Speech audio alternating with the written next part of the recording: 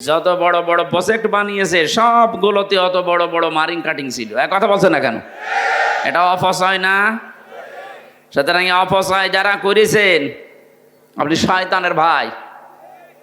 আর শয়তানের ভাই বলছে আউযু বিল্লাহি মিনাশ শাইতানির রাজিম, আমি শয়তান থেকে আশ্রয় চাই। শয়তানের দ্বিতীয় কাজ হচ্ছে অবিশৃঙ্খল। কি বলেন তো? আপনি তাকান, এই 15.5 বছরে ওই দলে যারা ছিল সবগুলো উশৃঙ্খল। আগস্টের 5 তারিখের আগ পর্যন্ত যেভাবে মানুষ পিটিয়েছে, বিশেষ করে যে ছাত্র জনতাকে যাদেরকে নিষিদ্ধ করা হয়েছে, এই দলটা কি বড় বড় ছোরা দিয়ে ছড়ে দিয়ে মানুষকে মনে হচ্ছে গাছের উপরে কোপ দিচ্ছে। জীবিত মানুষদেরকে কুপিয়ে এভাবে মেরে বিদায় করে দিবে। হিন্দুকেও ছাড়ে না এরা। এই যে বিশ্বজিৎ, ও বলেছিল যে ভাই আমি একটা হিন্দু মানুষ, আমি হাফ হাতা না, আমি ফুল হাতা। ফুল হাতা ছিল না? আপনি বোঝেন ফুল হাতা কি? এই কথা বললাম কেন, ওকে যে মেরেছিল সে শাওন আমার সাথে জেলে ছিল। ও আমাদের রাইটার ছিল, আমাকে এসে বলতো যে ভাই, ও বারবার নিষেধ করতো আমারে, মেরেন না ভাই, আমি অন্য ধর্মের মানুষ, আমি শিবির না। কিসের শিবির? শিবির আমি শিবির জানি নাকি? আমি একটা হিন্দু মানুষ। আপনি নাই আমার অন্তত জিনিসপত্র দেখেন, আমি আপনার মতো হাফ হাতা না, আমি ফুল হাতা। এরপরেও ছাড়ি নাই, একেবারে কোপের পরে কোপ দিয়ে শেষ করে ফেলেছি। যে কাজগুলো যারা করেছে, যে উশৃঙ্খল যারা, এরা শয়তানের সরাসরি শয়তান। এরা শয়তানের ভাই না। উশৃঙ্খল যারা এরা সরাসরি শয়তান। শয়তানের আরো গুণ আছে, তার ভেতরে অন্যতম গুণ হচ্ছে যৌনতা ছড়াতে ভালোবাসে। কথা বুঝতেছেন? ও জান্নাত থেকে আদম আর হাওয়াকে বের করে দেবে এই প্ল্যান ওর ছিল না। ওর প্রথম প্ল্যান ছিল কি করে এদেরকে উলঙ্গ করা যায়। এই টার্গেট নিয়ে 15.5 বছরে অনেকে এই চেষ্টা চালিয়েছিল, জাতিকে কি করে উলঙ্গ করা যায়। বলেন, এখনো পর্যন্ত ষড়যন্ত্র থামেনি, এখনো চলছে। এই যে মানবাধিকারের নাম নিয়ে আজ যারা সমকামিতাকে প্রমোট করছে, উপদেষ্টার ভেতরেও নাকি 2 জন এই দলে আছে। আমরা শক্তভাবেই বলছি, এটা যেহেতু শুধু মাহফিল না, এখান থেকে সারা দেশে মেসেজ যাবে। এই যে এতগুলো ক্যামেরা খেলা করার জন্য আসি নাই, কালকেই ছেড়ে দেবে সারা দেশের জন্য। আমি 18 কোটি মানুষ সামনে নিয়ে বলছি, যারা এই কাজগুলো এ দেশে জারি করার জন্য চেষ্টা চালাচ্ছেন, সে যে নামেই হোক, আল্লাহর নিষিদ্ধ কাজ এ দেশের একটা মুসলমান বেঁচে থাকতেও হতে দেবে না ইনশাআল্লাহ।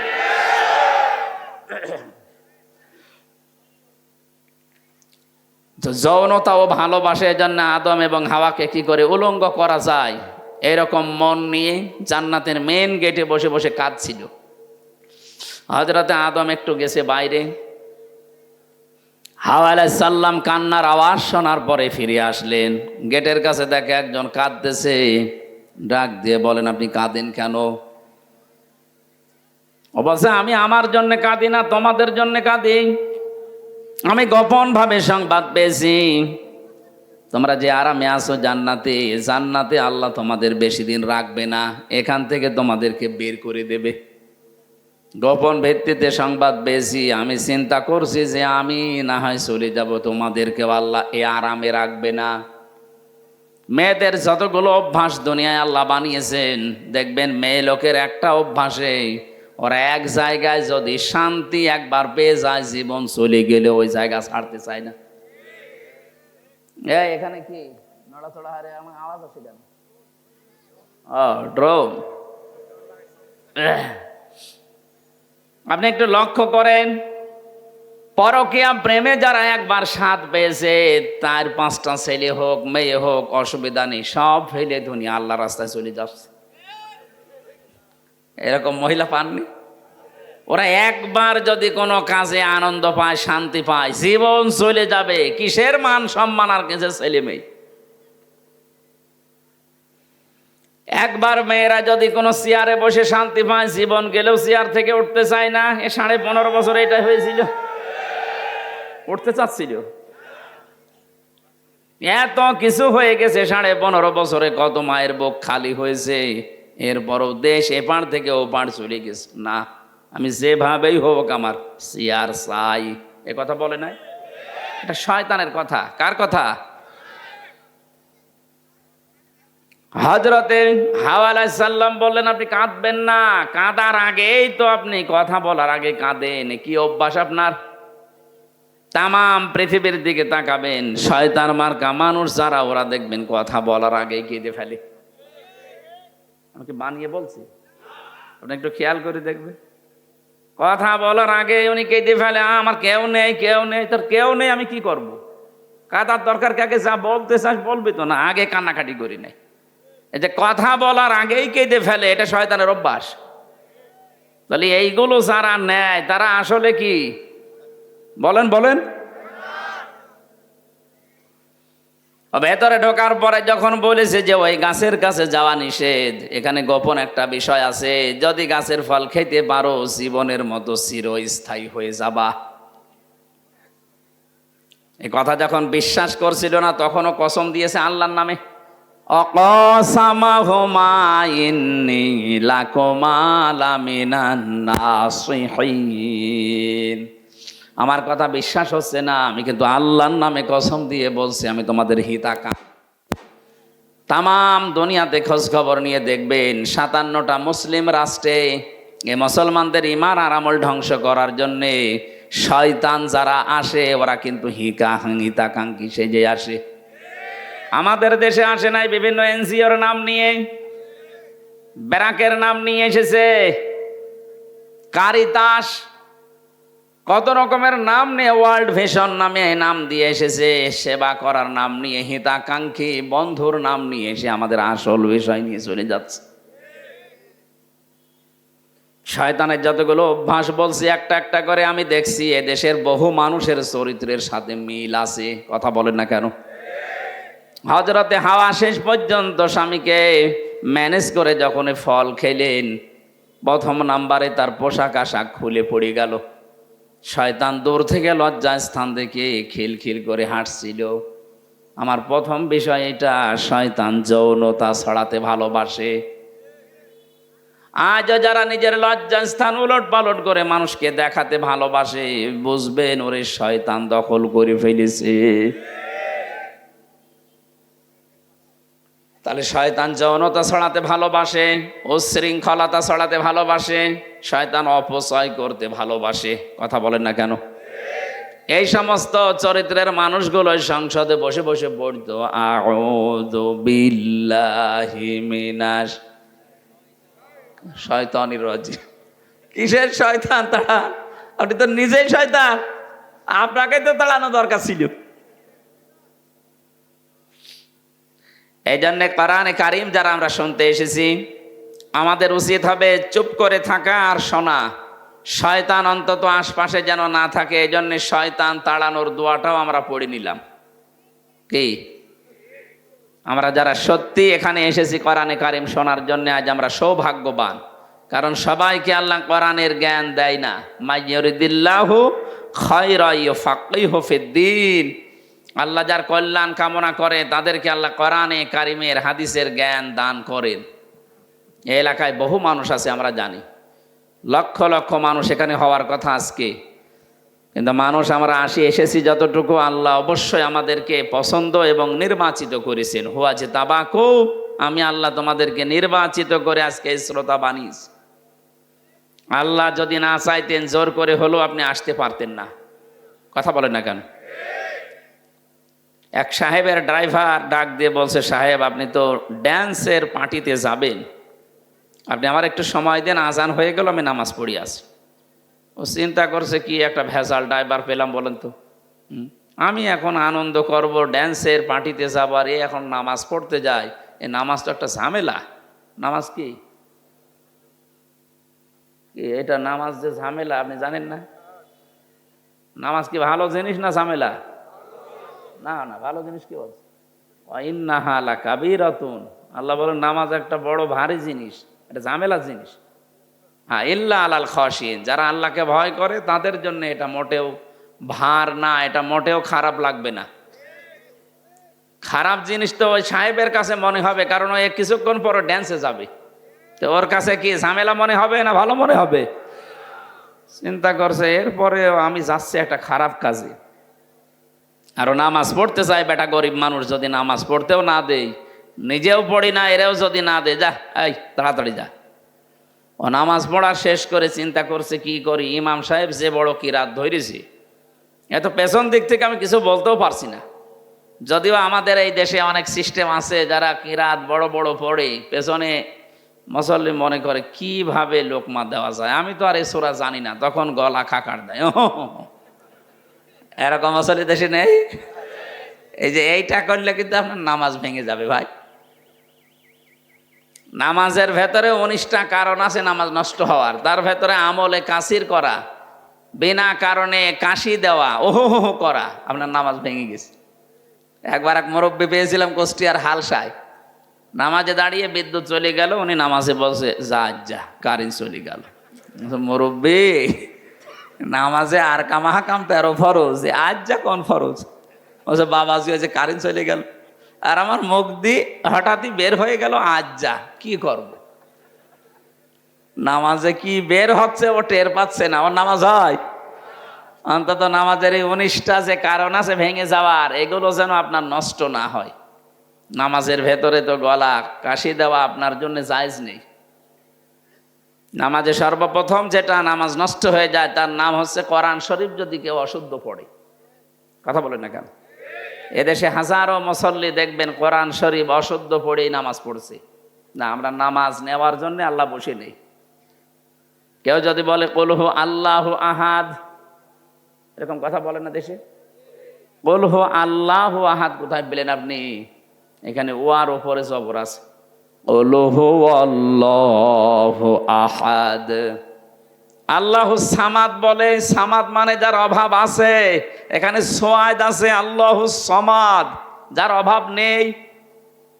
আশা করছি আপনাকে লজ্জাটা দিলাম এই কারণে, এখানে 20 বছর নামাজ পড়ছেন, আজও পর্যন্ত সূরা ফাতিহার 7টা আয়াত শুদ্ধ করতে পারেননি।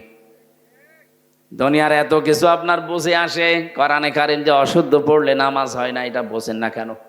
আজকে থেকেই চেষ্টা চালাবেন, কি করে পড়বেন আমি জানি না, আপনাকে পড়াই লাগবে। কথা বুঝতেছেন? ড্রাইভার বলছে আমি কি করি, এখন তো গলা খাকাড়ও দেওয়া যায় না।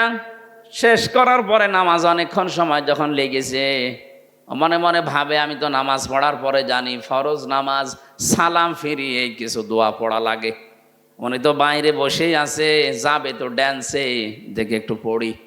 আয়াতুল কুরসি পড়ছে, আল্লাহুম্মা আনতাস সালাম ওয়া মিনকাস সালাম তাবারাকতা ইয়া যাল জালালি ওয়াল ইকরাম, এগুলো পড়তে আরম্ভ করেছে। সাহেব চিন্তা করছে কি গো, নামাজ পড়তে ঢুকলো, সবাই বের হয়ে চলে যাচ্ছে, ও কি ঘুমিয়ে গেল নাকি? জ্বালানা দিয়ে উকি মেরে দেখছে, হাতের আঙ্গুল গুনতেছে। ওয়াসসালাতু ওয়াসসালামু আলা রাসূলিল্লাহ, আম্মা বাদ, ফাউযু বিল্লাহি মিনাশ শাইতানির রাজিম। রিভাব দেন। বিসমিল্লাহির রহমানির রহিম। زين للناس حب الشهوات من النساء والبنين والقناطير المقنطرة من الذهب والفضة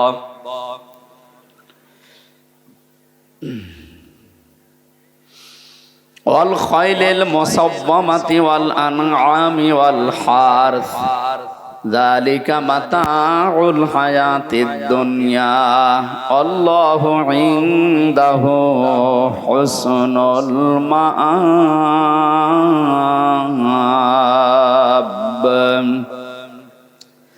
صدقت يا ربنا اللهم صل على سيدنا مولانا محمد وعلى آل سيدنا مولانا محمد আলহামদুলিল্লাহ।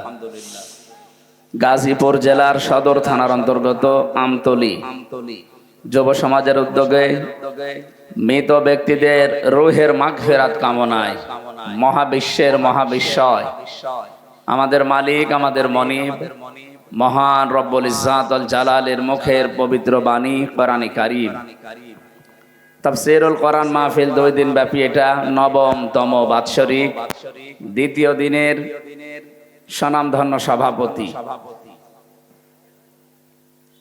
এ মাহফিলের প্রধান অতিথি গাজীপুর জেলা বিএনপির সভাপতি, সাবেক সংসদ সদস্য, জননেতা জনাবে কে এম ফজলুল হক মিলন দামাত বারকাতুহুমুল আলিয়া।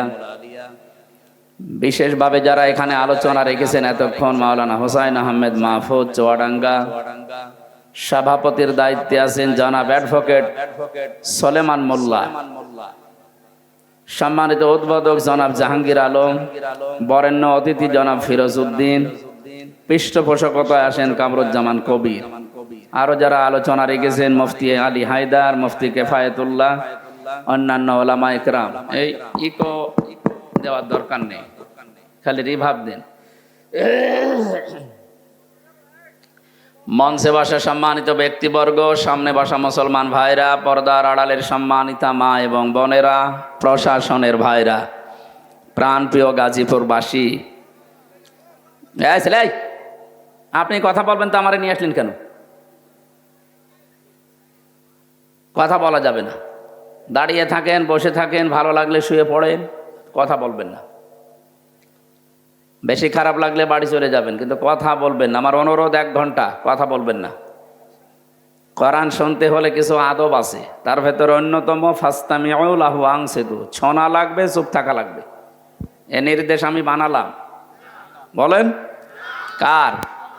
আল্লাহ বলেন শোনাও লাগবে, চুপ থাকাও লাগবে, দুইটাই ফরজ। এরপরও কথা বললো কে? খুব জরুরি হলে ইশারা দেবেন, কথা বলবেন না ভাই। আমরা কোরআনে কারিমে প্রবেশ করছি, সুতরাং কথা সব বন্ধ। আল্লাহর চাইতে বড় কথা আর কারো আছে? কালিমাতুল্লাহি হিয়াল উলিয়া, সবচাইতে বড় কথা কার? এজন্য আমাদের উচিত হচ্ছে দেশের সবচাইতে বড় জায়গা, আমরা যেটাকে মনে করি সংসদ, ওখানেও আল্লাহর কথা চালু করা দরকার। জালেমরা 15 বছরে শুধু উদ্বোধনের সময় পড়তো আউযু বিল্লাহি মিনাশ শাইতানির রাজিম, শয়তান থেকে আশ্রয় চায়, অথচ বড় বড় শয়তানগুলো সব বসে আছে। কি শয়তান থেকে আপনি আশ্রয় চান? শয়তানের যে কোয়ালিটিগুলো, ওইগুলো নিয়ে ওরা ভেতরে বসে আছে। শয়তানের 1 নাম্বার কোয়ালিটি হচ্ছে পৃথিবীতে শয়তান অপচয় করে বেশি। ইন্নাল মুবাযযিরিনা কানু ইখওয়ানাশ শায়াতিন ওয়া কানা শাইতানু লিরাব্বিহি কাফুরা। পৃথিবীর বহু নিকৃষ্ট কাজ আছে, সেই কাজগুলো করলে মানুষ শয়তান, শয়তানের ভাই। আল্লাহ কোরআনে দেয়নি, অথচ যারা অপচয় করে তারা শয়তানের ভাই। আরে 15.5 বছরে সবচাইতে বেশি অপচয় হয়েছে। এক পদ্মা সেতু বানানোর প্রথম টার্গেট দিল যে 12,000 কোটি টাকা হলে হয়ে যাবে। এরপরে আবার দিল টার্গেট, না 20,000 লাগবে, আবার দিল না 30,000, এরপরে আবার দিয়েছে 32,000। যে প্রথম টার্গেটটা দিয়েছিলেন তো আন্দাজে দেন, ঠিকভাবেই দিয়েছিলেন। বাকি 3 বার যে বাজেট বাড়ালেন, তার মানে এর ভেতরে কিছু মারিং কাটিং আছে। যত বড় বড় প্রজেক্ট বানিয়েছে সবগুলোতে অত বড় বড় মারিং কাটিং ছিল। এক কথা বলছে না কেন? এটা অপচয় না? সুতরাং অপচয় যারা করেছেন, আপনি শয়তানের ভাই। আর শয়তানের ভাই বলছে আউযু বিল্লাহি মিনাশ শাইতানির রাজিম, আমি শয়তান থেকে আশ্রয় চাই। শয়তানের দ্বিতীয় কাজ হচ্ছে অবিশৃঙ্খল। কি বলেন তো?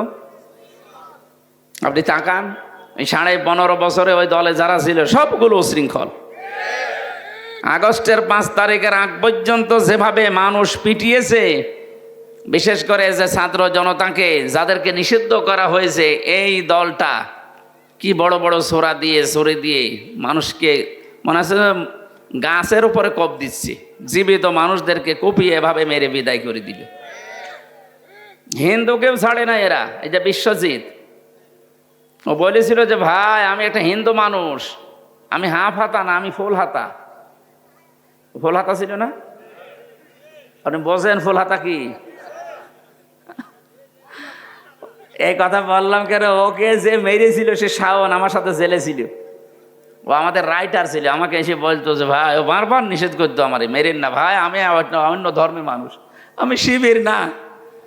কিসের শিবির? শিবির আমি শিবির জানি নাকি? আমি একটা হিন্দু মানুষ, আপনি নাই আমার অন্তত জিনিসপত্র দেখেন, আমি আপনার মতো হাফ হাতা না, আমি ফুল হাতা, এরপরেও ছাড়ি নাই, একেবারে কোপের পরে কোপ দিয়ে শেষ করে ফেলেছি। এই কাজগুলো যারা করেছে জেনে উশৃঙ্খল যারা, এরা শয়তানের সরাসরি শয়তান, এরা শয়তানের ভাই না। উশৃঙ্খল যারা এরা সরাসরি শয়তান। শয়তানের আরো গুণ আছে, তার ভেতরে অন্যতম গুণ হচ্ছে ও হচ্ছে যৌনতা ছড়াতে ভালোবাসে। কথা বুঝতেছেন? ও জান্নাত থেকে আদম আর হাওয়াকে বের করে দেবে এই প্ল্যান ওর ছিল না। ওর প্রথম প্ল্যান ছিল কি করে এদেরকে উলঙ্গ করা যায়। এই টার্গেট নিয়ে 15.5 বছরে অনেকে এই চেষ্টা চালিয়েছিল, জাতিকে কি করে উলঙ্গ করা যায়। বলেন, এখনো পর্যন্ত ষড়যন্ত্র থামেনি, এখনো চলছে। এই যে মানবাধিকারের নাম নিয়ে আজ যারা সমকামিতাকে প্রমোট করছে, উপদেষ্টার ভেতরেও নাকি 2 জন এই দলে আছে। আমরা শক্তভাবে বলছি, এটা যেহেতু শুধু মাহফিল না, এখান থেকে সারা দেশে মেসেজ যাবে। এই যে এতগুলো ক্যামেরা খেলা করার জন্য আসি নাই, কালকেই ছেড়ে দেবে সারা দেশের জন্য। আমি 18 কোটি মানুষ সামনে নিয়ে বলছি, যারা এই কাজগুলো এ দেশে জারি করার জন্য চেষ্টা চালাচ্ছেন, সে যে নামেই হোক, আল্লাহর নিষিদ্ধ কাজ এ দেশের একটা মুসলমান বেঁচে থাকতেও হতে দেবে না ইনশাআল্লাহ।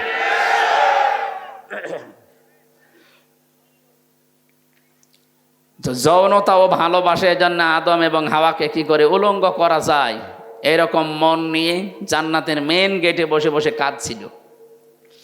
হযরতে আদম একটু গেছে বাইরে, হাওয়া আলাইহিস সালাম কান্নার আওয়াজ শোনার পরে ফিরে আসলেন। গেটের কাছে দেখে একজন কাঁদতেছে, ডাক দিয়ে বলেন, আপনি কাঁদেন কেন? ও বলছে, আমি আমার জন্য কাঁদি না, তোমাদের জন্য কাঁদি। আমি গোপন ভাবে সংবাদ পেয়েছি, তোমরা যে আরামে আছো জান্নাতে, জান্নাতে আল্লাহ তোমাদের বেশি দিন রাখবে না, এখান থেকে তোমাদেরকে বের করে দেবে। গোপন ভিত্তিতে সংবাদ পেয়েছি, আমি চিন্তা করছি যে আমি না হয় চলে যাব, তোমাদেরকে আল্লাহ এ আরামে রাখবে না।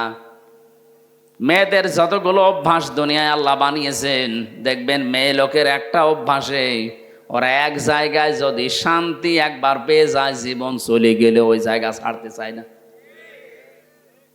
এখানে কি নড়াচড়া হারে আমার আওয়াজ আছে কেন? ড্রোন। আপনি একটু লক্ষ্য করেন, পরকীয়া প্রেমে যারা একবার স্বাদ পেয়েছে, তার 5টা ছেলে হোক মেয়ে হোক অসুবিধা নেই, সব ফেলে দুনিয়া আল্লাহ রাস্তায় চলে যাচ্ছে। এরকম মহিলা পাননি? ওরা একবার যদি কোনো কাজে আনন্দ পায়, শান্তি পায়, জীবন চলে যাবে। কিসের মান সম্মান আর কিসের ছেলে মেয়ে? একবার মেয়েরা যদি কোনো চেয়ারে বসে শান্তি পায়, জীবন গেলেও চেয়ার থেকে উঠতে চায় না। 15.5 বছর এটা হয়েছিল, উঠতে চাচ্ছিল। এত কিছু হয়ে গেছে 15.5 বছরে, কত মায়ের বুক খালি হয়েছে, এরপরও দেশ এপার থেকে ওপার চলে গেছে। না, আমি যেভাবেই হোক আমার চেয়ার চাই। এ কথা বলে নাই? এটা শয়তানের কথা। কার কথা? হযরতে হাওয়া আলাইহিস সালাম বললেন, আপনি কাঁদবেন না। কাঁদার আগেই তো আপনি, কথা বলার আগে কাঁদেন। কি অভ্যাস আপনার? তামাম পৃথিবীর দিকে তাকাবেন, শয়তান মার্কা মানুষ যারা, ওরা দেখবেন কথা বলার আগেই কেঁদে ফেলে।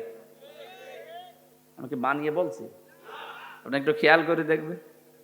কথা বলার আগে উনি কেঁদে ফেলে, আমার কেউ নেই, কেউ নেই। তোর কেউ নেই, আমি কি করব? কাঁদার দরকার কাকে? যা বলতে চাস বলবি তো না, আগে কান্নাকাটি করি নাই। এই যে কথা বলার আগেই কেঁদে ফেলে, এটা শয়তানের অভ্যাস। তাহলে এইগুলো যারা নেয় তারা আসলে কি? বলেন বলেন। ভেতরে ঢোকার পরে যখন বলেছে যে ওই গাছের কাছে যাওয়া নিষেধ, এখানে গোপন একটা বিষয় আছে, যদি গাছের ফল খেতে পারো জীবনের মতো চিরস্থায়ী হয়ে যাবা। এই কথা যখন বিশ্বাস করছিল না, তখনও কসম দিয়েছে আল্লাহর নামে। অকসামাহুমা ইন্নী লাকুমা লামিনান নাসিহিন। আমার কথা বিশ্বাস হচ্ছে না, আমি কিন্তু আল্লাহর নামে কসম দিয়ে বলছি, আমি তোমাদের হিতাকাঙ্ক্ষী। তামাম দুনিয়াতে খোঁজ খবর নিয়ে দেখবেন, 57টা মুসলিম রাষ্ট্রে এ মুসলমানদের ঈমান আর আমল ধ্বংস করার জন্যে শয়তান যারা আসে ওরা কিন্তু হিতাকাঙ্ক্ষী সেজে আসে। আমাদের দেশে আসে নাই বিভিন্ন এনজিওর নাম নিয়ে, ব্যারাকের নাম নিয়ে এসেছে, কারিতাস, কত রকমের নাম নিয়ে, ওয়ার্ল্ড ভিশন নামে নাম দিয়ে এসেছে, সেবা করার নাম নিয়ে, হিতাকাঙ্ক্ষী বন্ধুর নাম নিয়ে এসে আমাদের আসল বিষয় নিয়ে চলে যাচ্ছে। শয়তানের যতগুলো অভ্যাস বলছি একটা একটা করে আমি দেখছি, এদেশের বহু মানুষের চরিত্রের সাথে মিল আছে। কথা বলেন না কেন? হযরতে হাওয়া শেষ পর্যন্ত স্বামীকে ম্যানেজ করে যখন ফল খেলেন, প্রথম নাম্বারে তার পোশাক আশাক খুলে পড়ে গেল। শয়তান দূর থেকে লজ্জা স্থান থেকে খিলখিল করে হাঁটছিল। আমার প্রথম বিষয় এটা, শয়তান যৌনতা ছড়াতে ভালোবাসে। আজও যারা নিজের লজ্জা স্থান উলট পালট করে মানুষকে দেখাতে ভালোবাসে, বুঝবেন ওরে শয়তান দখল করে ফেলেছে। তাহলে শয়তান যৌনতা ছড়াতে ভালোবাসে, উচ্ছৃঙ্খলতা ছড়াতে ভালোবাসে, শয়তান অপচয় করতে ভালোবাসে। কথা বলেন না কেন? এই সমস্ত চরিত্রের মানুষগুলো সংসদে বসে বসে পড়তো আউযু বিল্লাহি মিনাশ শয়তানির রাজিম। কিসের শয়তান তারা? আপনি তো নিজেই শয়তান, আপনাকে তো তাড়ানো দরকার ছিল। এই জন্যে কোরআনে কারিম যারা আমরা শুনতে এসেছি, আমাদের উচিত হবে চুপ করে থাকা আর শোনা। শয়তান অন্তত আশপাশে যেন না থাকে। এই জন্যে শয়তান তাড়ানোর দোয়াটাও আমরা পড়ে নিলাম। কি আমরা যারা সত্যি এখানে এসেছি কোরআনে কারিম শোনার জন্য, আজ আমরা সৌভাগ্যবান। কারণ সবাইকে আল্লাহ কোরআনের জ্ঞান দেয় না। মাইয়ুরিদিল্লাহু খায়রা ইউফাক্কিহু ফিদ্দীন। আল্লাহ যার কল্যাণ কামনা করে তাদেরকে আল্লাহ কোরআনে কারিমের হাদিসের জ্ঞান দান করেন। এই এলাকায় বহু মানুষ আছে, আমরা জানি, লক্ষ লক্ষ মানুষ এখানে হওয়ার কথা আজকে। কিন্তু মানুষ আমরা এসেছি যতটুকু, আল্লাহ অবশ্যই আমাদেরকে পছন্দ এবং নির্বাচিত করেছেন। হুয়া যে তাবাকু, আমি আল্লাহ তোমাদেরকে নির্বাচিত করে আজকে শ্রোতা বানিয়েছি। আল্লাহ যদি না চাইতেন জোর করে হলেও আপনি আসতে পারতেন না। কথা বলেন না কেন? এক সাহেবের ড্রাইভার ডাক দিয়ে বলছে, সাহেব আপনি তো ড্যান্সের পার্টিতে যাবেন, আপনি আমার একটু সময় দেন, আজান হয়ে গেল, আমি নামাজ পড়ি আসি। ও চিন্তা করছে, কি একটা ভেজাল ড্রাইভার পেলাম বলেন তো। আমি এখন আনন্দ করব, ড্যান্সের পার্টিতে যাবো, আর এখন নামাজ পড়তে যাই।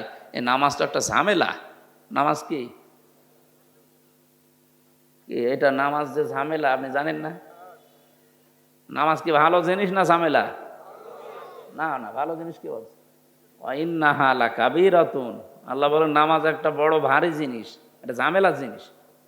হ্যাঁ, ইল্লা আলাল খাশিন, যারা আল্লাহকে ভয় করে তাদের জন্য এটা মোটেও ভার না, এটা মোটেও খারাপ লাগবে না। খারাপ জিনিস তো ওই সাহেবের কাছে মনে হবে, কারণ ওই কিছুক্ষণ পর ড্যান্সে যাবে। তো ওর কাছে কি ঝামেলা মনে হবে না ভালো মনে হবে?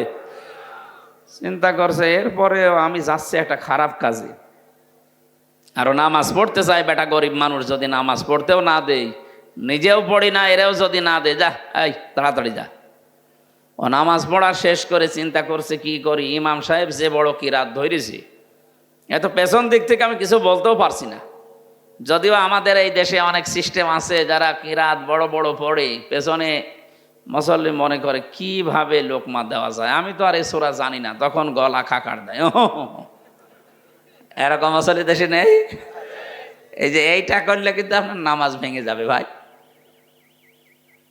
নামাজের ভেতরে 19টা কারণ আছে নামাজ নষ্ট হওয়ার। তার ভেতরে আমলে কাসির করা, বিনা কারণে কাশি দেওয়া, ওহো করা, আপনার নামাজ ভেঙে গেছে। একবার এক মুরব্বী পেয়েছিলাম কুষ্টিয়ার হালসায়, নামাজে দাঁড়িয়ে বিদ্যুৎ চলে গেল, উনি নামাজে বলছে যা কারেন্ট চলে গেল। মুরব্বী, নামাজে আর কামাহাকাম 13 ফরজ, আজ যা কোন ফরজ? বলছে বাবাজি হয়েছে কারেন্ট চলে গেল, আর আমার মুখ দিয়ে হঠাৎই বের হয়ে গেল আজ যা, কি করব? নামাজে কি বের হচ্ছে ও টের পাচ্ছে না, আমার নামাজ হয়। অন্তত নামাজের এই 19টা যে কারণ আছে ভেঙে যাওয়ার, এগুলো যেন আপনার নষ্ট না হয়। নামাজের ভেতরে তো গলা কাশি দেওয়া আপনার জন্য জায়েজ নেই। নামাজে সর্বপ্রথম যেটা নামাজ নষ্ট হয়ে যায় তার নাম হচ্ছে কোরআন শরীফ যদি কেউ অশুদ্ধ পড়ে। কথা বলেন না কেন? এদেশে হাজারো মুসল্লি দেখবেন কোরআন শরীফ অশুদ্ধ পড়েই নামাজ পড়ছে। না, আমরা নামাজ নেওয়ার জন্য আল্লাহ বসে নেই। কেউ যদি বলে কুল হু আল্লাহু আহাদ, এরকম কথা বলেন না দেশে? কুল হু আল্লাহু আহাদ কোথায় পেলেন আপনি? এখানে ওয়ার উপরে জবর আছে। কুল হু আল্লাহু আহাদ। আল্লাহু সামাদ বলে, সামাদ মানে যার অভাব আছে। এখানে সোয়াদ আছে আল্লাহু সমাদ, যার অভাব নেই। আশা করছি আপনাকে লজ্জাটা দিলাম এই কারণে এখানে 20 বছর নামাজ পড়ছেন, আজও পর্যন্ত সূরা ফাতিহার 7টা আয়াত শুদ্ধ করতে পারেননি। দুনিয়ার এত কিছু আপনার বুঝে আসে, কোরআনে কারিম যে অশুদ্ধ পড়লে নামাজ হয় না এটা বোঝেন না কেন? আজকে থেকেই চেষ্টা চালাবেন, কি করে পড়বেন আমি জানি না, আপনাকে পড়াই লাগবে। কথা বুঝতেছেন? ড্রাইভার বলছে আমি কি করি, এখন তো গলা খাকাড়ও দেওয়া যায় না। শেষ করার পরে নামাজ অনেকক্ষণ সময় যখন লেগেছে, মনে মনে ভাবে আমি তো নামাজ পড়ার পরে জানি ফরজ নামাজ সালাম ফিরিয়ে কিছু দোয়া পড়া লাগে। উনি তো বাইরে বসেই আছে, যাবে তো ড্যান্সে, দেখে একটু পড়ি। আয়াতুল কুরসি পড়ছে, আল্লাহুম্মা আনতাস সালাম ওয়া মিনকাস সালাম তাবারাকতা ইয়া যাল জালালি ওয়াল ইকরাম, এগুলো পড়তে আরম্ভ করেছে। সাহেব চিন্তা করছে কি গো, নামাজ পড়তে ঢুকলো, সবাই বের হয়ে চলে যাচ্ছে, ও কি ঘুমিয়ে গেল নাকি? জ্বালানা দিয়ে উকি মেরে দেখছে, হাতের আঙ্গুল গুনতেছে। মনে মনে ভাবছে আল্লাহ, এ মাসের ভেতরে বিভিন্ন সময় ওরে টাকা দিয়েছি বাজার করার জন্যে, 1 মাসে কত টাকা আত্মসাৎ করেছি, একেবারে নিরালা হিসাব করছে। জ্বালানা দিয়ে ডাক দিয়েছে, ওই বেটা কিসের হিসাব করিস?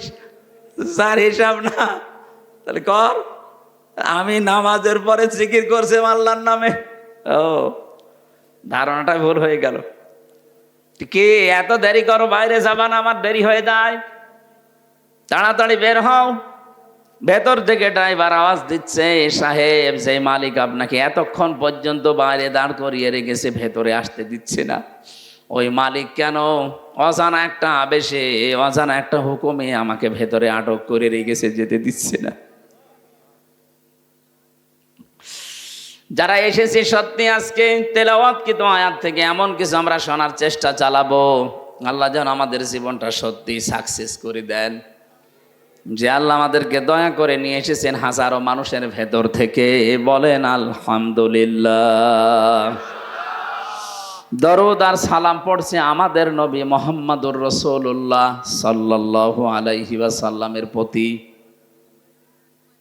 বিশ্বনবীকে আল্লাহ যত কিছু দুনিয়াতে দিয়েছিলেন সবগুলোর ব্যাপারে আদেশ হচ্ছে ওমা আতাকুমুর রাসূলু ফাখুযুহু, উনি যা দিয়েছেন তোমরা আঁকড়িয়ে ধরবা। ওমা নাহাকুম আনহু ফান্তাহু, যেটা নিষেধ করে ওইটা ছেড়ে দিবা। এ নির্দেশ কার? আপনি ওনার পুরা জীবনের সাথে মিলাবেন।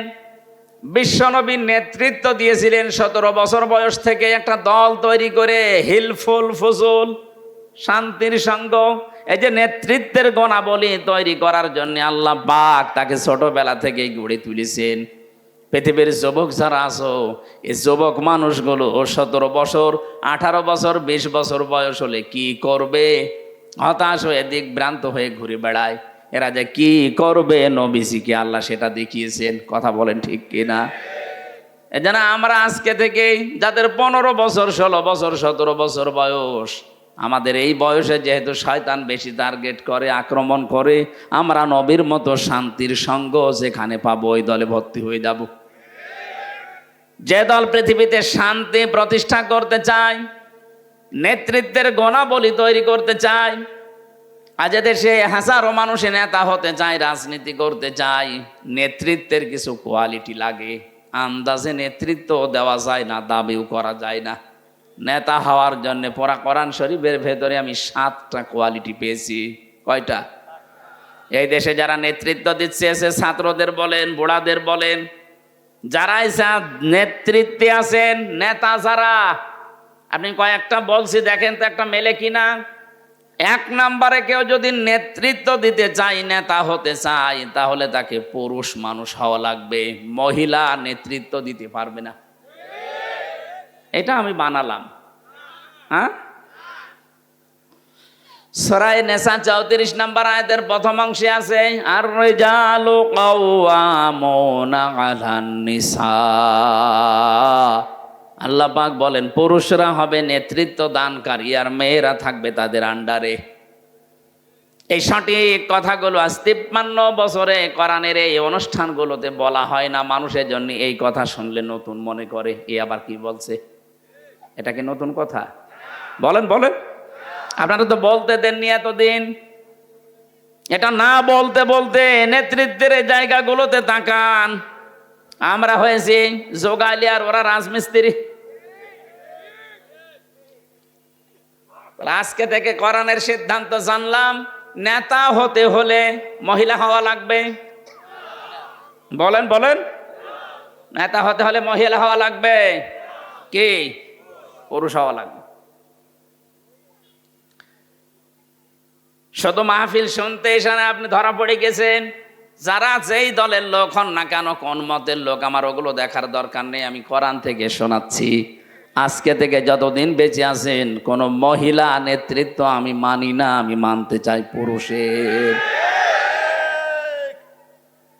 আমার মনে হয় এটা যদি আজ দেশের মানুষ সত্যিই কোরআনকে জিজ্ঞাসা করে মেনে নিতে পারে, কোন জালেম আর এই চেয়ারে কোনো মহিলা বসতে পারবে না। দ্বিতীয়টা বলবো, এটা একটু ঝামেলা হবে। সূরা বাকারা প্রথম নাম্বার পারা 18 নাম্বার পৃষ্ঠা 4 নাম্বার লাইনের 124 নাম্বার আয়াতে আছে, ওয়া ইযিবতালা ইব্রাহিমা রাব্বুহু বিকালিমাতিন ফাতাম্মাহুন্না। আমি পদে পদে ইব্রাহিমকে পরীক্ষা করেছিলাম। এদের তাফসিরে আমি পেয়েছি আল্লাহ পাক আমাদের জাতির পিতা, যিনি আসল জাতির পিতাই নকলটা না, যিনি আসল, তাকে 50টা পরীক্ষা করেছিলেন জীবনে। কত? প্রতিটি পরীক্ষায় তিনি উত্তীর্ণ হয়েছেন। ফাতাম্মাহুন্না, তিনি পরিপূর্ণ করে দেখিয়েছেন যে হ্যাঁ আমি পাস। আল্লাহ শেষ পরীক্ষায় তাকে বললেন, ক্বালা ইন্নী জাইলুকা লিন্নাসি ইমামা। হে ইব্রাহিম, আমি তোমাকে মানব জাতির নেতা বানিয়ে দিলাম। নেতা হতে হলে পরীক্ষা দেওয়া লাগে। আর আমরা এমন নেতাও পাই যে নেতা কইলকে টানে। কইলকে টানা মানুষ নেই। আমাদের জাতির পিতা ইব্রাহিম নবী নেতৃত্ব দিয়েছিলেন পরীক্ষা দিয়ে, একটা দুইটা না, 50টা। কয়টা? বলেন বলেন।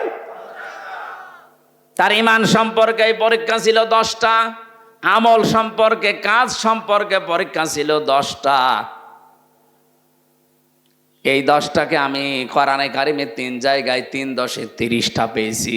30 আর ওই 10 40, আর নিজের শরীরের ভেতরে আল্লাহ পরীক্ষা নিয়েছিলেন 10টা। এই 50টা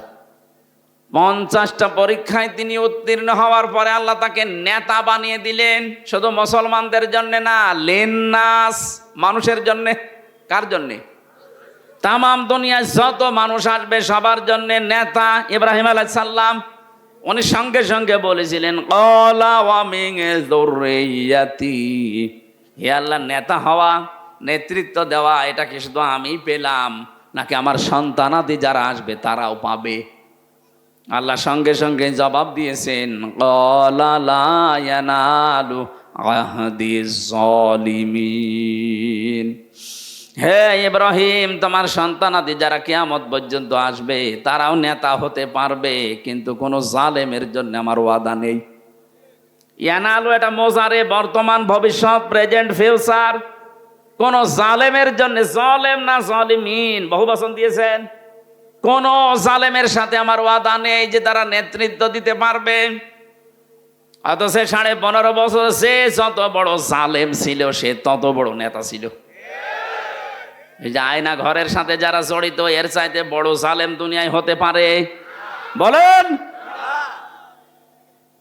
আমাকে 10 দিন রেখেছিল ওই মাটির নিচে, কিছু কিছু মানুষকে দেখেছিলাম এই যে এত বড় বড় নখ হয়ে গেছে, চুল দাড়ি গব মনে হচ্ছে জঙ্গল থেকে বের হচ্ছে। আর ভাই 2 মাস 5 মাস না, ওই লোকটা আছে 8 বছর 10 বছর 14 বছর। তাও যদি এভাবে আরামে রাখে তত থাকা যায়। এই যে পায়ের ভেতরে এভাবে হাত দেয়, আমি নিজে দেখেছি পায়ের ভেতরে এভাবে হাত দিয়ে, সামনে যে লোহার ব্যারিকেড আছে এই রডের সাথে হাত হ্যান্ডকাপ দিয়ে লাগিয়ে দেয়। 2 মিনিট 5 মিনিট থাকলেই তো মানুষের মাজা ব্যথা হয়ে যাওয়ার কথা। আমার 10 দিনে এমন ব্যথা হয়েছে এই পেছনে এখনো পর্যন্ত এই হাড়ের ভেতরে ব্যথা করে। আমার সাথে মুফতি ফখরুল ভাই ছিলেন, উনি দেখতাম 60 হয়ে হাত পা ছেড়ে দিয়ে ঘুমিয়ে আসে। এই জেলখানার এই ফাঁসির কন্ডেম ছেলে আপনাদের এই গাজীপুরের কাশিমপুর 4 নাম্বারে। রাতের বেলা মাঝে মাঝে বলতাম, ভাই আপনি এইভাবে করে শুয়ে পড়েন। আচ্ছা হামজা, তোমার সাথে কি হয়েছে আমি জানি না, তবে আমাকে নিয়ে এইভাবে রেখেছিল যে শুয়ে থাকা যে কত বড় নিয়ামত এটা আমি এখন টের পাচ্ছি। আমি যে হাত পা ছেড়ে দিয়ে এভাবে 60 হয়ে শুয়ে পড়ি, এটা আমার জন্য একটা নিয়ামত। আমার 1 দিন 2 দিন না, বছরের পর বছর এইভাবে রেখে দিয়েছিল। 1.5 মিনিট থেকে 2 মিনিট সময় দিত টয়লেট করার জন্যে। 50 ছোলা কয়েকটা দিত, সকালে 30-40টা ছোলা দিত, তাও তো পচা। দুপুরবেলা খাবার দিয়েছে মনে হচ্ছে কেউ মাখিয়ে দিয়েছে। এত বড় জুলুমের সাথে যারা জড়িত, কি জানতো না যে এখানে মানুষ আছে? আপনি এরপরেও জালেমের পক্ষে কথা বলেন, আপনি মানুষ। এখনো পর্যন্ত এদেশে অনেক জালেমের দোসররা জালেমদের পক্ষে স্ট্যাটাস দেয়। শয়তান তোরে এরকম 14 বছর ওই আয়না ঘরে রাখা দরকার, তখন তুই টের পাবি যে মা কেমন লাগে। এত বড় দুঃসাহসিক কাজ করার পরও যদি কারো ভেতরে বিবেক জাগ্রত না হয়, ওরে মানুষ বললে গোনা হবে, ওটা একটা জানোয়ার। একবার সিরাজগঞ্জ ছিল, নাম শোনেননি? সিরাজগঞ্জ পাবনা। ওখান থেকে বাড়ি যাবার সময় দেখি ড্রাইভার গাড়িটা কুকুরের ওপর দিয়ে চালিয়ে না দিয়ে বাইরে দিল। রাস্তায় একটা কুকুর মরে পড়েছিল। ওনারে বললাম, আপনি এমন করে চালালেন, এখন তো অ্যাক্সিডেন্ট হয়ে যেত। ড্রাইভার আমারে বলছে, হুজুর দেখেন না একটা কুকুর পড়ে আছে মরে, আমি ডবল করে চাকা দেব, আমার বিবেক নেই। নাম কি? আচ্ছা সুব্রত। আপনি একটা হিন্দু মানুষ, আপনার ইমান নেই কিন্তু বিবেক আছে। একটা মরা জিনিস ডবল করে আপনি মারেন না। যাই বলেছে ভাই, একটা মরা জিনিস ডবল করে মারলে কি হয়? ও মরলেই কি আর না মরলেই কি? তাও তো কুকুর একটা। ড্রাইভার আমার দিকে ঘুরে বলছে, হুজুর আপনি কি আসলেই হুজুর? হ্যাঁ, আপনি কেমন হুজুর? আপনি দেখেন একটা মরা কুকুর পড়ে আছে, আমি ডবল করে চাকা চালিয়ে দেব, আমার বিবেক কি মরে গেছে? আপনার এই কথাটা শোনার জন্যই তো আমি ছিলাম। আপনি একটা হিন্দু মানুষ, ইমান আপনার নেই কিন্তু বিবেক আছে, এই জন্য ডবল করে আপনি মরা জিনিস মারতে পারলেন না। অথচ 2006 সালের 28 অক্টোবর জসিম ভাইয়ের মতো মানুষকে রাজপথে পিটিয়ে মারার পরে লাশের ওপরে ড্যান্স দিয়েছে। এদেরকেও আপনি মানুষ বলেন?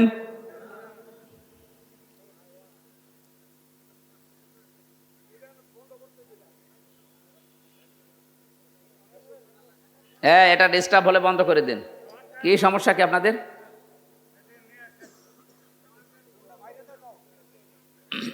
না না না, আমাদের কথা বুঝতে হবে ভাই। একটু এলোমেলো হয়ে গেলে কিন্তু আপনি হারিয়ে যাবেন। যে কথাটা বোঝানোর জন্য এটা নিয়ে আসলাম, এই মানুষগুলোকে রাস্তায় যখন আমাকে চোখ বেঁধে নিয়েছে, তো মাটির তলা দিয়ে দেখতাম দেওয়ালের ওপরে এই নখ দিয়ে খুশিয়ে খুশিয়ে লিখে রেখেছে, ভাই কারা কি আসেন জানি না, যদি একটু বাইরে যেতে পারেন তবে আপনি এই নাম্বারে একটু জানাবেন যে আমি বেঁচে আছি। এটা যে কোন বছরও জানে না, কোন মাস তাও জানে না, কি বার তাও জানে না, কয়টা বাসেও তাও জানে না, আন্দাজের ওপরে চলতেছে। 1 দিন 2 দিন না, 14 বছর। মানবতার সামনে মহা কৌতুক করে যারা আজ মানবতার ফেরিওয়ালা নাম দিয়েছেন, মানব দরদি নাম দেন। আপনি কিসের মানুষ দাবি করেন? আপনি কিয়ামতে যখন উঠবেন আপনার এখানে লেখা থাকবে জালেম। টের পাবেন তখন কত ধানে কত চাল হয়। এই জন্য নেতৃত্ব কোনো জালেমের জন্য দেওয়া জায়েজ নেই। এটা আল্লাহর পক্ষ থেকে, নাকি আমি বানালাম? বলেন বলেন। আজকে থেকে আমরা চাই এই দেশে কোনো নেতা যারা হবে যদি জালেম হয় ওদের রাজনীতি যেন আমরা বন্ধ করে দিতে পারি। কোন জালেম আর রাজনীতি করতে পারবে না।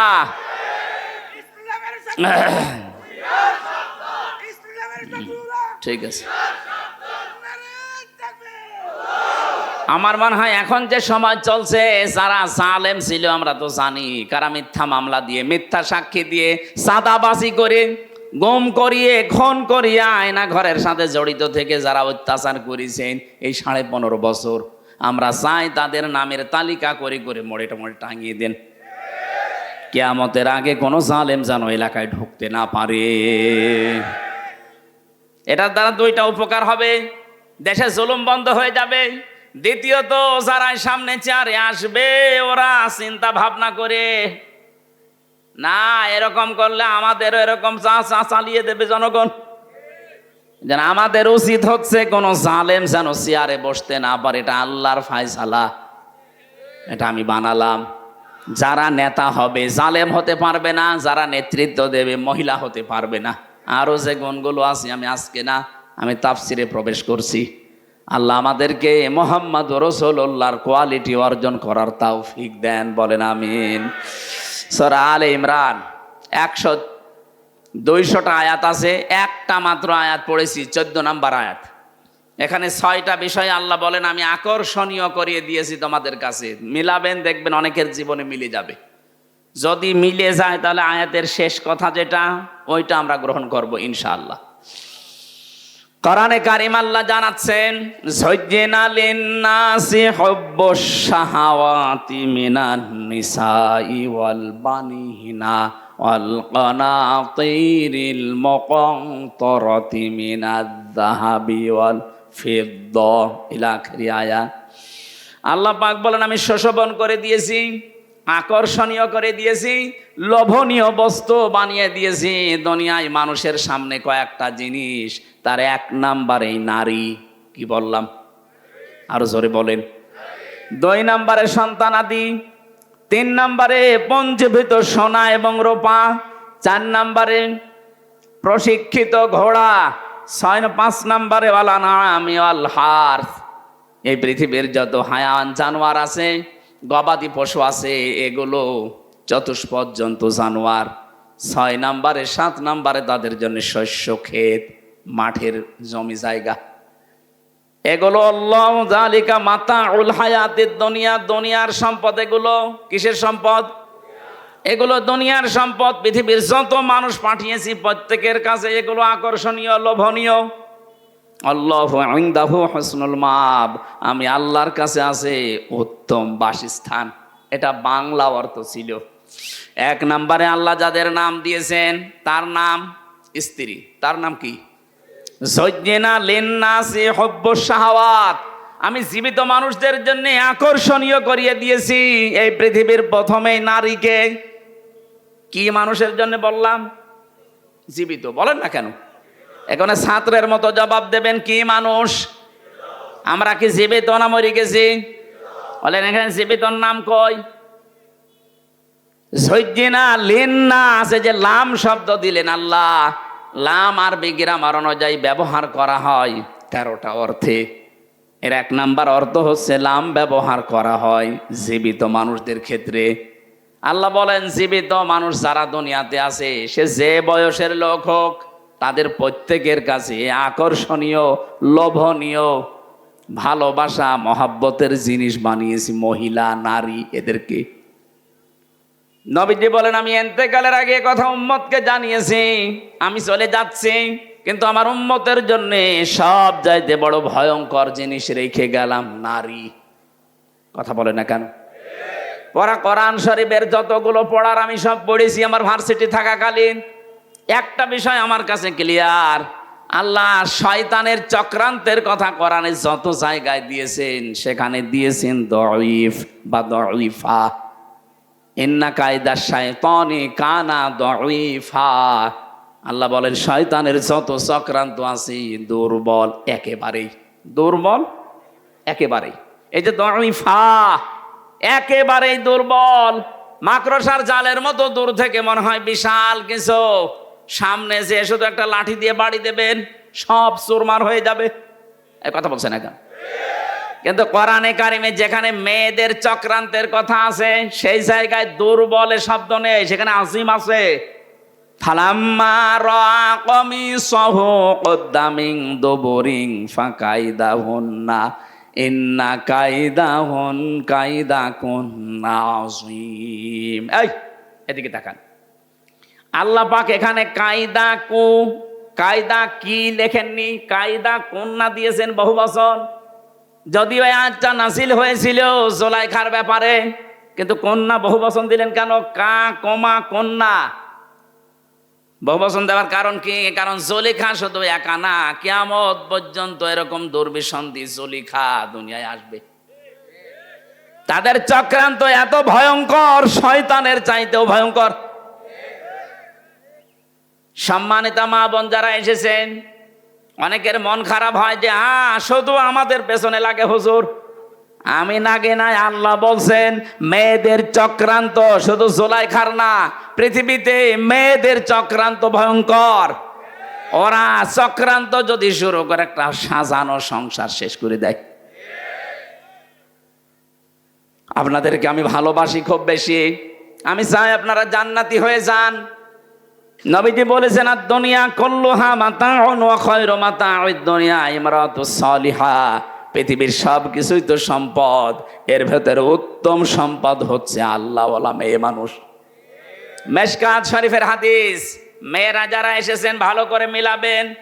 কোন মহিলা যদি নেককার হতে চায়, কোন মহিলা যদি সত্যিই জান্নাতের 8টা দরজায় খুলে রাখতে চায় দুনিয়ায় জীবিত থাকতে, যে আমি জীবিত আছি, জান্নাতের 8টা দরজায় আমার জন্য খোলা থাকবে। হযরতে খাদিজাকে যেভাবে আল্লাহ নিজে সালাম পাঠিয়েছেন দুনিয়ায়, জান্নাতের দরজাগুলো তাকে ডাকতে থাকবে, আসো আমার দিকে। আপনার জন্যও খোলা থাকবে যদি 4টা কাজ দুনিয়ায় করতে পারেন। কয়টা? আরো জোরে বলেন। 1 নম্বরে বিশ্বনবী জানিয়েছেন, কোন মহিলা যখন তার স্বামী বাড়িতে আসবে কর্মজীবন শেষ করে, মাঠে ঘাটে চাকরি বাকরি ক্ষেত খামার শেষ করে যখন বাড়িতে আসবে, ইদা নাজারা ইলাইকা ইলাইহা ইদা নাজারা ইলাইহা সাররাতুহু, তার দিকে নজর দেওয়ার সঙ্গে সঙ্গে যেন সে স্বামীকে আনন্দ দেয়, হাসি খুশি দিয়ে, অভ্যর্থনা দিয়ে, কথাবার্তা দিয়ে, ব্যবহার দিয়ে, খেদমত দিয়ে, যেভাবেই হোক স্বামীকে যেন সে আনন্দ দেয়। তার ব্যবহারে, আচরণে, চেহারা দেখে স্বামী যদি একটু হাসে, আল্লাহর আরশ পর্যন্ত তার সাথে হাসবে। এইরকম মহিলা গাজীপুরে ঘরে ঘরে না নেই। মেয়েরা কথা বললে যে রাগ করেন, দেখেন তো একটা স্বামীও বলছেন 1 দিন 2 দিন 3 দিন এভাবে চলছে, খাবার মাবার বাইরের হোটেল মোটেলে বিভিন্ন জায়গায় খেয়ে খেয়ে সময় কাটাচ্ছে। আল্লাহর ইশারা একদিন ওর লুঙ্গিতে আগুন লেগে একেবারে জায়গা মতো আগুন লেগে গেছে। স্ত্রী জ্বালানার ফাঁকা দিয়ে চিন্তা করছে যে অবস্থা, এখনো যদি কিছু না বলি ও তো সব শেষ হয়ে যাবে, কথা তো আমি বলবো না, আমার প্রেস্টিজ নষ্ট হবে। অথচ আজকে হাদিস পড়লাম, মেশকাত শরীফের ভেতরে আছে, স্বামী স্ত্রীর গন্ডগোল হওয়ার পরে যে আগে থেকে কথা আরম্ভ করবে সে বেহায়া, বেলজ্জা, নির্লজ্জ না, সেটা চাই যে আমার সম্পর্কটা ঠিক। এই জন্যেই তোমার সাথে আগে কথা বলা শুরু করে। এ গন্ডগোলের পরে যদি স্বামী স্ত্রী বা মুসলমানদেরকে আগে থেকে নিজে কথা বলা আরম্ভ করে, ও যেন একটা ছাগল সাদগা দেওয়ার সওয়াব পায়। চিন্তা কর, আমি কথা বললে আমার প্রেস্টিজ নষ্ট হবে, আমি ছোট হয়ে যাব, ও যাক সব পুড়ে যাক, কিছু বলবো না। মনে মনে ভাবে যদি সবই পুড়ে যায় তে আমার আবার কি হবে। শেষে জ্বালানা থেকে মুখ ঘুরিয়ে অন্যদিকে তাকিয়ে বলছে, আমি কারোর সাথে কথাও বলি না, কারো লুঙ্গিতে আগুন লাগলে তাও বলি না। আর স্বামী চিন্তা করছে হচ্ছে কি, তাকিয়ে দেখে লুঙ্গিতে আগুন, ডাক দিয়ে বলে রব্বুল আলামিন, তওবা করছি, জীবনে কোনোদিন আর বউর সাথে কথা বন্ধ করবো না, এখনই পুড়ে মরি যেতাম। এদের চক্রান্ত বড় ভয়ঙ্কর। এদের এই ছোট মনের কারণে আজ হাজার হাজার স্বামী তার নিজের আপন বোনের সাথে, আপন ভাইয়ের সাথে সম্পর্ক রাখতে পারছে না। এটাকে আমি বেশি বলে ফেললাম? কুষ্টিয়ায় আমি 9 সালে যে ওসি সাহেবকে পড়াতাম, নিজের আপন ভাইয়ের সাথে 30 বছর সে কথা বলে না। খুব নিচে, খুব বড় বিষয় না, এই বোর কারণে আজ কত বছর হয়ে গেল নিজের আপন মায়ের পেটের ভাই কথা বলে না। আমাকে মাঝে মাঝে দুঃখ করে কেঁদে ফেলতো। কথা বলতে গেলে আবার এদিকে সংসার টিকবে না। কেন বহু স্বামী আমরা এই ঝামেলায় পড়ে আছি। এই স্ত্রীর ছোট মনের কারণে অনেক স্বামী নিজের আপন বোনের খোঁজ খবর নেয় না। টাকা পয়সা খরচ করবেন, তার হক আদায় করবেন, দেখবেন ওর মন পাবেন না। অথচ বিশ্ব নবী নিজে বলেন, আমি যখন নবুয়ত পেয়ে আসলাম, নবুয়ত পেয়ে আসার পরে আমি ভয় পেয়েছিলাম জিবরাইলকে দেখে। ডাক দিয়ে বললাম, খাদিজা আমাকে ঢেকে দাও, জাম্মিলুনি, আমি ভয় পেয়েছি। হযরতে খাদিজা ওই দিন যে কটা কথা বলেছিলেন তার প্রথম নাম্বারে, কাল্লা, কখনোই না, আল্লাহি মা ইয়াখজিক আল্লাহু আবাদান। হে আমার স্বামী, হে আবুল কাসেম, ভয় পান কেন? কোনো ভয় নেই আপনার। আল্লাহ কখনো আপনাকে লাঞ্ছিত, অপমানিত, ভয় ভীতি দেখাবেন না।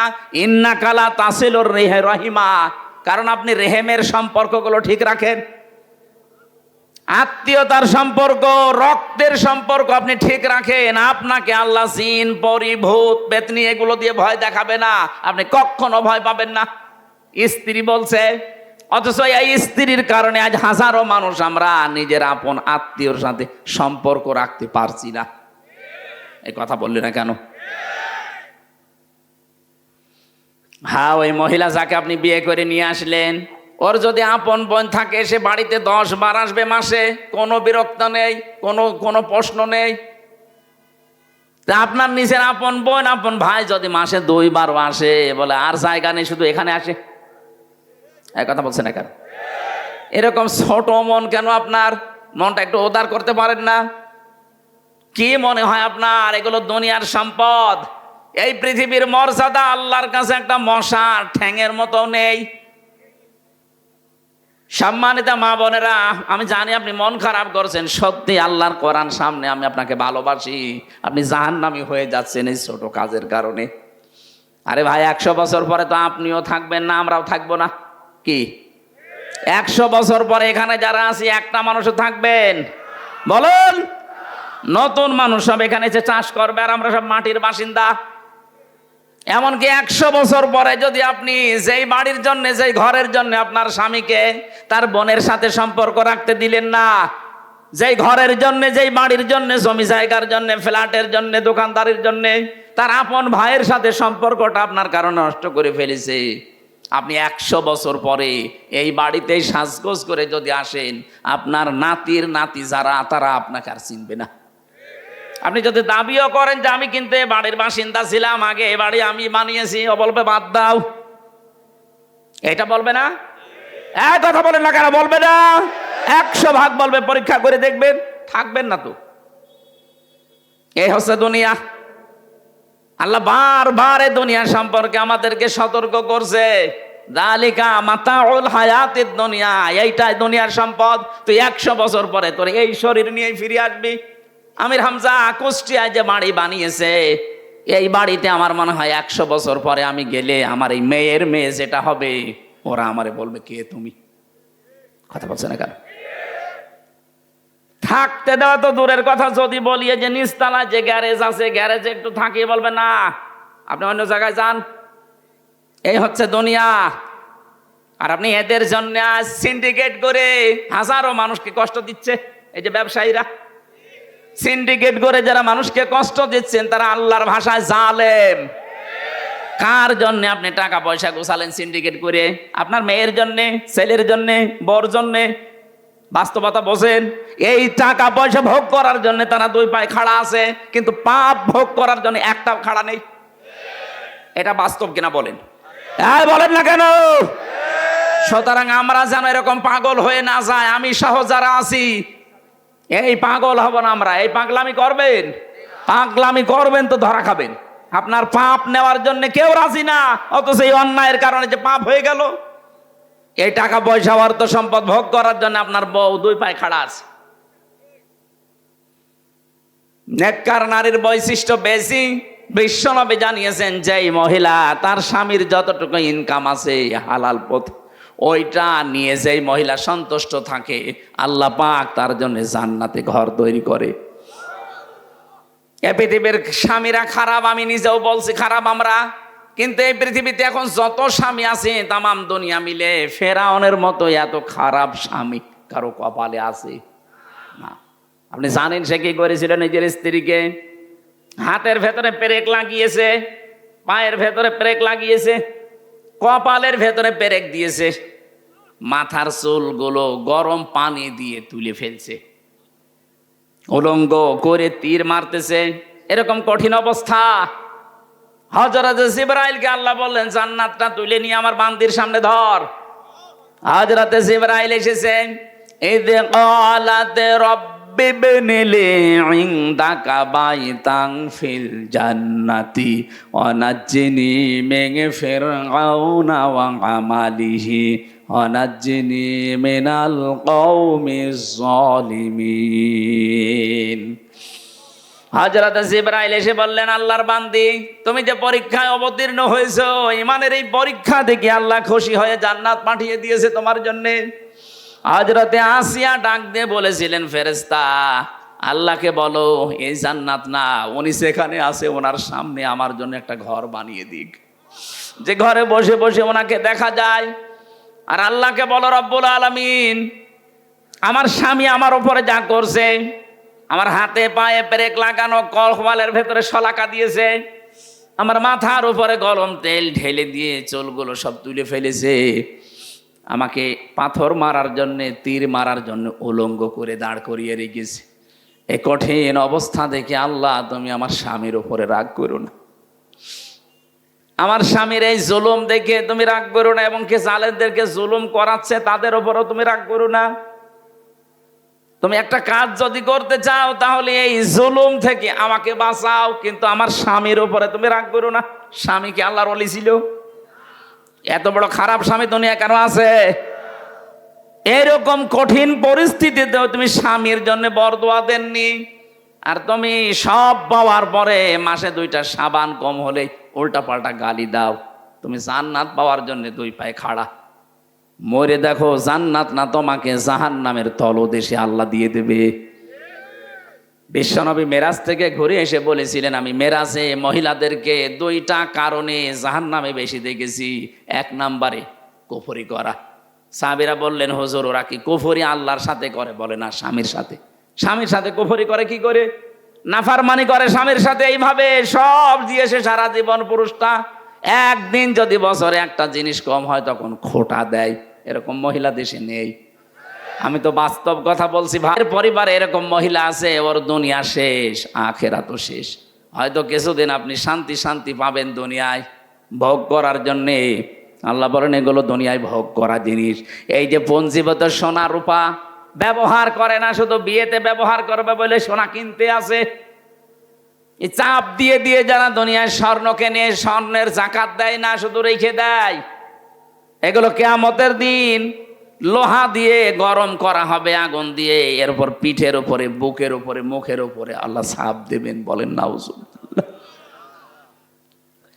আপনার দুনিয়ায় যত সম্পত্তি আমরা দেখতে পাই না কেন, আপনার সন্তান বলেন, আপনার পঞ্জীবিত সোনা রূপা, আল খাইলিল মুসাব্বামা, পৃথিবীতে যে সাদা কপালওয়ালা ঘোড়া, এখানে ব্যাখ্যা খায়েলের ব্যাখ্যায় শুধু ঘোড়া না, আধুনিক তাফসিরে খায়েল মানে এই যে প্রাইভেট কার, বড় বড় বাস যেগুলো দেখতেই, প্লেন বলেন, হেলিকপ্টার বলেন, যেগুলো দেখলেই চোখ চুড়িয়ে যায়, এগুলো সব এই খায়েলের ভেতরে দ্রুত গতি সম্পন্ন যান। আল্লাহ এরপরে দিয়েছেন অল আনআম, বিভিন্ন রকমের গবাদি পশু পাখি, চতুষ্পদ জানোয়ার এগুলোর প্রতি মানুষের মহাব্বত ভালোবাসা আমি তৈরি করে দিয়েছি। দুনিয়ায় শস্য ক্ষেত, এই যে যারা 15.5 বছর ছিল আপনি তাদেরকে একটু মিলান, তারা বাগান বাড়ি বানিয়েছিল, বিশাল বিশাল হরিণ পর্যন্ত তারা পুষত, হাতি পুষত। আমার কুষ্টিয়ার যিনি এমপি ছিল হানিফ সাহেব, আমার মনে হয় খুলনার অর্ধেক জায়গায় তার এই যে মাছের বড় বড় ঘের, খুলনা সাতক্ষীরা বাগেরহাট মিলে 1-2 বিঘা না, হাজার হাজার বিঘা উনি আল্লাহর নামে কিনেছে। কি হলো, এখন তো পালিয়ে পালিয়ে বেড়াচ্ছেন, জনগণ পেলে এখন কুকুরের মতো পিটিয়ে মারবে। কারণ ওগুলো যাদের কাছ থেকে নিয়েছিলেন সব এখন তারা ফেরত নিচ্ছে। আল হার্স, এই শস্য ক্ষেত, মাছ ঘের যাই বলেন, এগুলো হার্সের ভেতরে এই খাদ্যের বিশাল ভান্ডার তৈরি করে করে এমন ভান্ডার বানিয়েছিলেন, আপনি তো ভোগ করতে বেশি পারলেন না। এই পৃথিবীতে বড় বড় জন্তু জানোয়ার আছে, তাদের চাইতে দুনিয়া আমরা বেশি ভোগ করতে পারি না। একটা হাতি খাবার খায়, আমরা 250 জন মিলে যা খাবার খাই ওই রকম খাবার লাগে হাতির। একটা তিমি মাছ এই পৃথিবীতে কয়েক টন খাবার একবারে খায়, আপনি তো 1-2 মাস মিলেও খেতে পারবেন না। তাহলে তাদের তুলনায় আমি তো বেশি খেতেও পারলাম না। কি কার জন্য কি করছেন? আল্লাহ বলেন আল্লাহু ইনদাহু হুসনুল মাআব, আমি আল্লাহর কাছে কিন্তু উত্তম একটা জিনিস আছে। কি, আমি কি বলবো তোমাদের? উল হাল উল উনাব্বিউকুম বিখাইরিম মিন যালিকুম, নবী আপনি ওদেরকে একটু জিজ্ঞাসা করেন তো, যারা আপনার সামনে বসে আছে, ওই গাজীপুরের মানুষেরা, উল উনাব্বিউকুম বিখাইরিম মিন যালিকুম, এতক্ষণ যে জিনিসের কথাগুলো বললাম দুনিয়ায়, যারা এগুলো পেয়ে আনন্দে আত্মহারা হয়ে আছে, এর তুলনায় কি কোনো উত্তম জিনিসের কথা তোমাদেরকে বলবো? আল্লাহ বলেন কি সেটা? লিল্লাযিনা তাকাও, যারা তাকওয়া অবলম্বন করে দুনিয়ার জীবন চালায়। এখন তাকওয়া কি? তাকওয়া শব্দের ব্যাখ্যায় আমি পেয়েছি যোগ্যতা অর্জন করা লাগবে। আমি যদি এখন ম্যাট্রিক ফেল করি, আমি আকিস গ্রুপে চাকরি করি, এখনো আমি আমাদের খতিব, আমার কাছে বিভিন্ন মানুষ বলে একটু সুপারিশ যদি করে দিতেন তাহলে আমার চাকরিটা হয়ে যায়। হ্যাঁ আমি দেব, যেহেতু মালিকের সাথে আমি থাকি, আমার কথা হয়তো বললে উনি রাখবে সম্মানে। কিন্তু আপনি ম্যাট্রিক ফেল, ওনারা নেবে বিএ পাস, আপনি ম্যাট্রিক ফেল করে বলছেন আমার জন্য সুপারিশ করেন। আমি না, আমার বাবা সুপারিশ করলেও কাজ হবে। তা আপনার তো যোগ্যতা অর্জন আগে করা লাগবে, তারপরে যদি একটু ঠেলা দেওয়া যাইতে হবে। তো দুনিয়ায় আমাদের আসলে লিল্লাযিনা তাকাও, এই যে এই সমস্ত জিনিসগুলোর চাইতে যে উত্তম জিনিস আল্লাহর কাছে আছে, এটা পাওয়ার জন্য ওই মানুষগুলো দাবিদার যারা তাকওয়া অবলম্বন করে। এটা আমাদের আজ নেই, আমাদের জীবন থেকে দিন দিন এগুলো আরো হারিয়ে যাচ্ছে।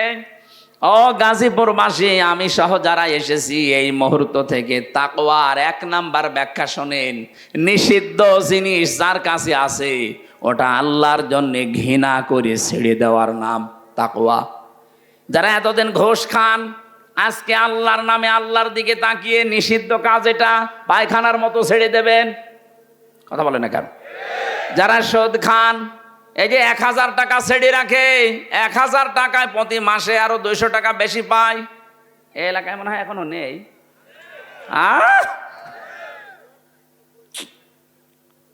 যারা 1000 টাকা ছেড়ে রাখে, মাসে আরো 200 টাকা করে বেশি নেয়, এরা মায়ের সাথে জেনা করছে। আরে নাউজুবিল্লাহ, তো এই প্যান্ডেলের নিচে এখান থেকে বের হয়েছে, আবার টাকা ছাড়বে। কথা বলে না কেন? আমি জানি এটা ওয়াজে বন্ধ করা সম্ভব না, এটার জন্য আইন দরকার। আর আমরা এইটাই চাচ্ছি, সামনে যারা আসবে তারা যেন এই আইন পাশ করে। এইরকম মানুষ পাঠানো লাগবে না। যদি আপনি পাঠান আনিসুল হকের মতো, আরো আল্লাহর আইনগুলো তুলে দেবে। যদি হাসান মাহমুদের মতো মানুষ পাঠান, ও শয়তান দেশটাকে আরো ধ্বংস করবে, সব শেষ করে দিস। এখনো শয়তানের কথাবার্তারা দেখেছেন, বলছে আমরা বিএনপির সাথে মিলে আন্দোলন করব গণতন্ত্র পূর্ণ উদ্ধারে। এর জবাই করা দরকার শয়তান। নির্বাচন ব্যবস্থাটা ধ্বংস করার পেছনে এই শয়তানগুলো দায়ী।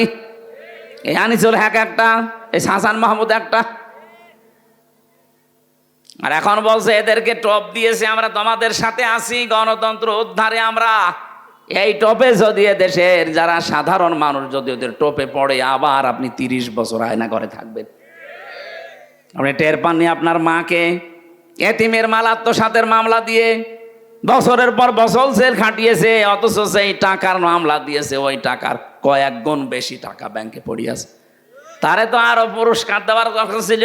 এই মিথ্যা মামলা দিয়ে হিংসার বশবর্তী হয়ে তার জীবনটাই নষ্ট করে দিল।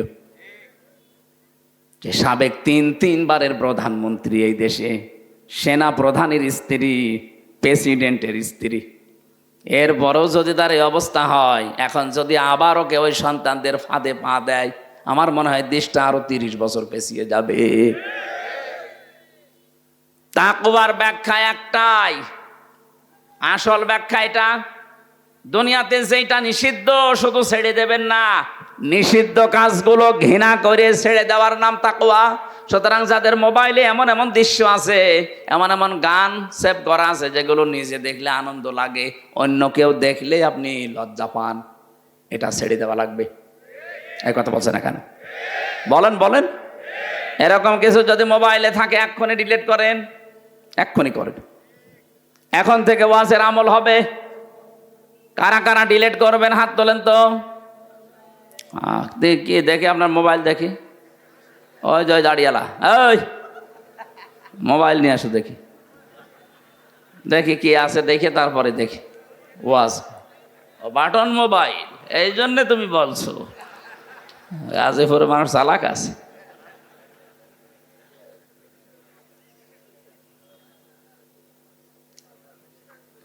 আল্লাহ রাব্বুল আলামিন বলেন ইনদা রাব্বিহিম, তাদের রবের নিকটে জান্নাতুন, এমন একটা বাগান আছে, তাজরি মিন তাহতিহাল আনহার, তলদেশ দিয়ে নদী আর নহর প্রবাহমান থাকবে।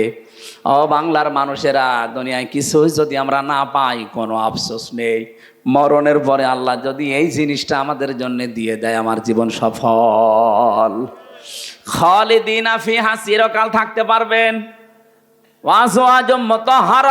পবিত্র স্ত্রী আল্লাহ দান করবেন সেই মানুষগুলোর ভেতরে। এই যে মাসে 3 দিন 5 দিন 7 দিন না পাক, এটা থাকবে না। তাদের চেহারা এত সুন্দর করে আল্লাহ বানিয়েছেন, এত পবিত্র করে, যত রকমের পল্ল পোশাক তাদেরকে পরানো হবে, এই শরীরের ভেতর দিয়ে ক্যালসিয়াম পর্যন্ত পোশাকের মাঝে দেখা যাবে। আল্লাহ জীবনে যদি আমরা কিছু না পাই, অন্তত জান্নাতের একটু জায়গা হলেও আমাদেরকে দিও, বলেন আমিন। আল্লাযীনা তাতাওয়াফাহুমুল মালায়েকাতু তাইয়্যিবিনা ইয়াকুলুনা সালামুন আলাইকুম উদখুলুল জান্নাতা বিমা কুনতুম তা'মালুন। যারা আল্লাহকে ভয় করার নীতি অবলম্বন করে দুনিয়ার জীবন কষ্ট হলেও চলবে, এই মানুষগুলো যখন মরবে পবিত্র হয়ে, তাদের পোশাকের পবিত্রতা, তাদের শারীরিক পবিত্রতা, চিন্তার পবিত্রতা, আমলের পবিত্রতা, এই পবিত্র করে করে যখন জীবনটা ফেরেশতাদের হাতে তুলে দেবে, ফেরেশতারা বলবে সালাম, শান্তি আল্লাহর বান্দা তোমার উপরে, আলাইকুম উদখুলুল জান্নাহ, এই জান্নাতে প্রবেশ করো, বিমা কুনতুম তা'মালুন, যে কাজগুলো দুনিয়ায় করতে, ওই কাজের ফলশ্রুতিতে আল্লাহ এই বাগান তোমার নামে লিখে দিয়েছে। রিদওয়ানুম মিনাল্লাহ, আল্লাহ বলেন আমি আল্লাহ সব চাইতে বেশি তোর উপরে রাজি হয়ে গেলাম, আকবার। রিদওয়ানুম মিনাল্লাহ, আমি আল্লাহর পক্ষ থেকে সব চাইতে বড় নিয়ামত, আমি তোর উপরে রাজি হয়ে গেছি। জান্নাতে প্রবেশ করিয়ে যদি আল্লাহ বলে বান্দা তোর উপর আমি রাজি হয়ে গেছি, এর চাইতে আর কিছু লাগবে? তামাম দুনিয়ার মালিক আমি হলাম, 100 বছর ক্ষমতায় থাকলাম, মরে গেলাম, আল্লাহ বললো যা জাহান্নামে যা। তো এইরকম কিয়ামত পর্যন্ত থাকায় আমার কোনো লাভ নেই, কারণ আমরা তো মুশরিক কাফেরদের মতো না, আমরা বিশ্বাসী। কথা বলে না কেন? আমরা যেহেতু বিশ্বাসী, এই বিশ্বাসটার সামনে কাজে লাগিয়ে জীবন চালাবেন। কিছু না পান, আল্লাহ পাক যদি মরণের পরে বাগানটা আমাদের দিয়ে বলে যা তোর আমি রেস্টি করে দিলাম, 6666 তালা বিশিষ্ট ভবন আল্লাহ হাফেজদেরকে দেবেন। যেই কয়টা আয়াত আপনি মুখস্থ করে আমল করতে পারবেন, কিয়ামতে ওই কয়তলা বিল্ডিং এর মালিক হবেন। আল্লাহু বাসীরুম বিল ইবাদ, আল্লাহ তার বান্দাদের প্রতি সূক্ষ্ম দৃষ্টি, একেবারে নজর দিয়ে আছে আমার বান্দারা কি করে। আল্লাহ আমি সহ যারা এসেছি আয়াতটা জীবনে তুমি সেট করে দাও, বলেন আমিন। জেলখানায় বসে বসে এসে 24 ঘন্টা তালা লাগানো, একটু লিখেছিলাম। আমার যতগুলো বই লিখিত আছে তার ভেতরে একটা বই আমার গাড়িতে এখন আছে। সৃষ্টির সূচনা কিভাবে আল্লাহ করেছিলেন, জ্ঞানী মানুষদের জন্য এটা লাগবে। শিক্ষিত মানুষরা যাওয়ার সময় ওই বইটা নিয়ে যাবেন। আগামীতে আশপাশে এই যে মোলগাঁও নাকি কালীগঞ্জ মোলগাঁও না কোন থানা ওটা, কালীগঞ্জ মোলগাঁও আছে সামনে মাসের 11 তারিখে। আমি রাত 9টায় উঠবো, ওখানে কথা বলবো। আজকে 2-3টা তো চলছে, সেই কুমিল্লা, এরপরে এই যে কোথায় ছিলাম আবার এখানে। আমার শরীরও ভালো না, আল্লাহুম্মা আমিন। লা ইলাহা ইল্লা আনতা সুবহানাকা ইন্নী কুনতু মিনাজ জালিমিন। রব্বুল আলামিন। গাজীপুর জেলার কালীগঞ্জ থানা আমতলী যুবকেরা যে আয়োজনে আঞ্জাম দিল কোরআনের খেদমতে, এদের খেদমতগুলো কবুল করে নাও। সওয়াবগুলো তুমি নবীজির রওজায় পৌঁছিয়ে দাও। তামাম দুনিয়ার মাটির নিচে যারা ঈমান নিয়ে শুয়ে আছে আল্লাহ এদেরকে মাফ করে দাও। দুনিয়ায় আকর্ষণীয় করে দিয়েছ স্ত্রী সন্তান, আল্লাহ এগুলোর পরীক্ষায় আমাদের পাশ করার মতো ঈমান দাও। এ মাহফিলের সভাপতি প্রধান অতিথি